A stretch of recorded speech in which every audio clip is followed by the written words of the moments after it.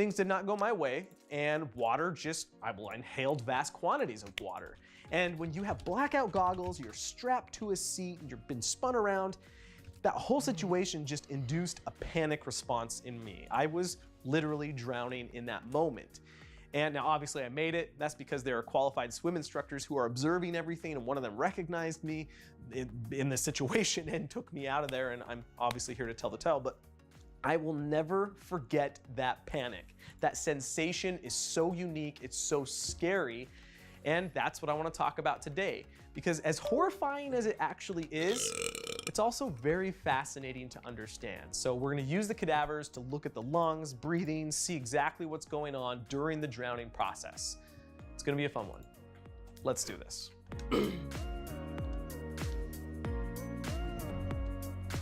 According to the World Health Organization, drowning is the process of experiencing a respiratory impairment from a submersion or immersion in a liquid. And that's probably the most obvious thing in the world to you. I mean, we are talking about drowning after all. But the thing to understand is you can survive a drowning and still say that you drowned. If you're rescued at any time, they term that a non-fatal drowning. Then, if you die as a result of the drowning process, then we call that a fatal drowning. So for me, I can actually say that I drowned when I was in the Helodunker, but I would say that I suffered a non-fatal drowning. Let's quickly discuss some risk factors associated with drowning, because some of them might actually surprise you. So the first one I want to talk about is age. And the younger you are, the more likely you are to drown. We find worldwide, under the age of 15, a high risk of drowning. Now, if you're a 1-year-old, you're obviously going to have a higher risk than, say, a 12-year-old, but still, simply being under the age of 15, higher risk overall. Males are going to be more likely to drown, and we find this is likely because males tend to take bigger risks than females do on average. Maybe he jumps off a cliff or something. Maybe he's drinking around, like say in a boat or something along those lines. Again, it's not that females don't drown, it's just that males are more likely to drown than females. Not being able to swim, this one's probably super obvious to you, is a pretty big risk factor, but what's interesting to me is that most drownings tend to occur in fresh bodies of water, so that's lakes and rivers. We do find drownings occur in swimming pools and in oceans, but by far they actually happen in fresh bodies of water. Epilepsy. Picture this, you're in a bathtub and you have a seizure. That's obviously a very, very dangerous situation. Intoxication, like I just already mentioned, is a big factor, but that can happen for males and females. But being intoxicated around water is never a good thing. People have drowned in bathtubs, they've drowned in puddles, they've drowned in toilet bowls, believe it or not. So I hope I'm not surprising anybody by saying that drinking and being around bodies of water is not the best combination. And then the last one is actually exhaustion. I mean, you could be a very good swimmer, but in a very bad scenario. And if you're too tired, you are going to go through this drowning process. You are now looking at a right human lung.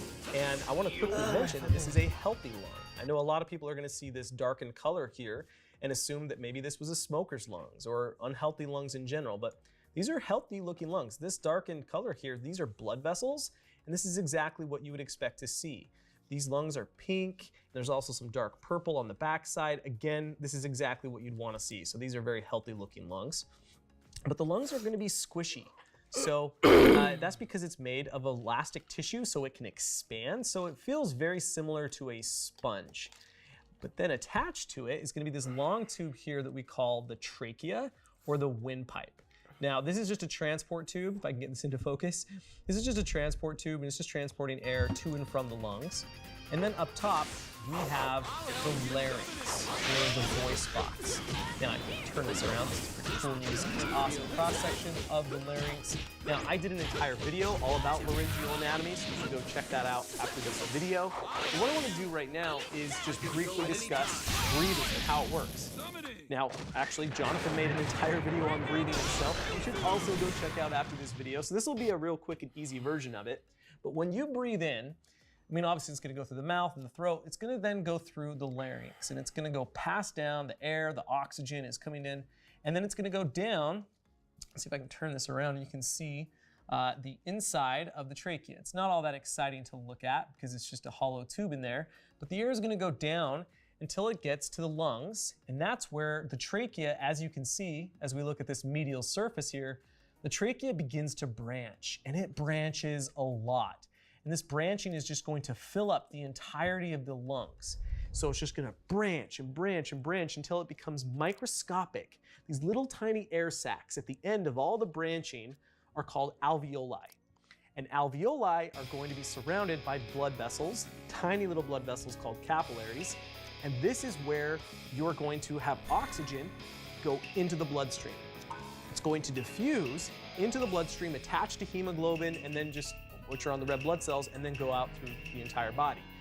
At the same time, carbon dioxide will then leave the bloodstream and go into that respiratory tract and then just do the exact opposite trip that oxygen just took. It's gonna then get exhaled going up and out. But this is actually pretty important. We need to discuss this real quick.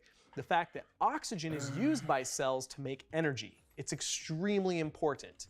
At the same time, cells produce carbon dioxide. That's a waste product. It is very important to get carbon dioxide out of the body, out of the bloodstream. And if you don't,